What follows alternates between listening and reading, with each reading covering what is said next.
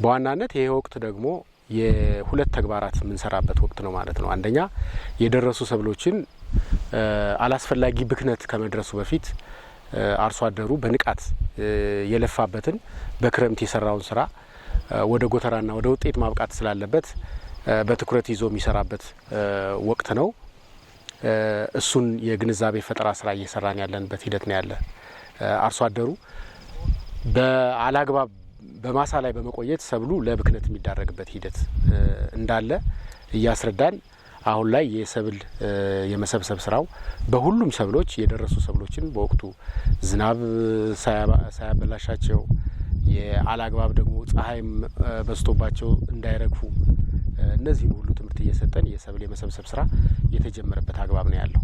እንደሚታወቀው ሰብል ልማት በዋናነት ውጤታማ የሚሆነው ከመጀመሪያው ጀምሮ እስከ መጨረሻው ጎተራ እስኪገባበት ድረስ ያለው ሂደት በአግባቡ ማኔጅ ከተደረገ ነው፣ በአግባቡ ማስተዳደር ከተቻለ ነው ውጤታማነቱ የሚረጋገጠው። ይሄ ካልሆነ በርካታው 30% ኦልሞስት ለብክነት የሚዳረግበት አግባብ ነው የሚኖረው እና ይህንን ግምት ውስጥ አስገብተን እንደኛ ዞን አሁን ላይ 26 ኮምባይነሮችን አዘጋጅተን ሰብል እየሰበሰቡ ያሉበት ሁኔታ ነው ያለ ማለት ነው። በቆሎንም በተመሳሳይ ጥርስ እየቀየሩ ትሬሸሮች አሉን እየሰሩ ያሉበት አግባብ አለ። ስንዴንም በተመሳሳይ በኮምባይነር እያሰበሰብንበት ያለንበት ሁኔታ ነው ያለው። ሰፋፊ ክላስተሮች አሉን፣ በጣም ሰፋፊ የምንላቸው ክላስተሮች። እነዚህ ክላስተሮች ላይ የሜካናይዜሽንን ተግባራዊ እያደረግን ያለንበት ሂደት ነው ያለ። ከዚህም አጠቃላይ ከሸፈነው የሰብል መጠን ወደ 13 ሚሊዮን አካባቢ ኩንታል 13.6 ሚሊዮን ኩንታል አካባቢ እናገኛለን ብለን ነው እቅድ ይዘን እየሰራን ያለ ነው።